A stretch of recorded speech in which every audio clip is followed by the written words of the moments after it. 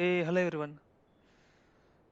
We have discussed several times that whenever there is any inconsistencies happened in VF04, that time we need to run this report RVV05IVB.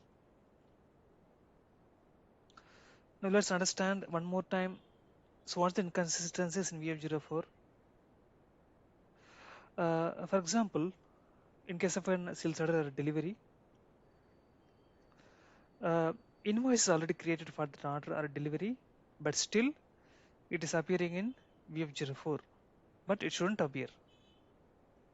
In one more case, there is no invoice created for that order or delivery. Still, it is not appearing in VF04. And if we try to give those documents which not built yet, like order or delivery in VF04 initial screen, and if we try to execute that, then also we don't get any data. But still, those documents are open, which needs to be invoiced.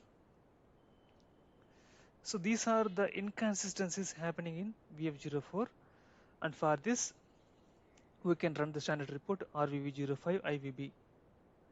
If we run this report, it will resolve the inconsistencies data. Then we can see that our requested order delivery information in that VF04. But this report won't give you the detailed information about what was earlier the statuses. I mean, what was the inconsistency data before this report reorganizing the documents. If the issue happens frequently, inconsistencies happening frequently, then we should understand the reason where inconsistencies happening.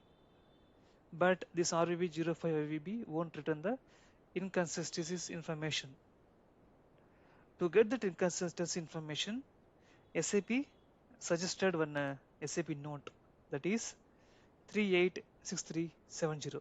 You can search in Google and you can try to uh, go through that note, and there SAP suggested to implement some corrections. So they have given set of codes for each and every application wise. We can implement that report in our system, and that report, custom report, will try to give you the inconsistencies data before reorganizing that VF04.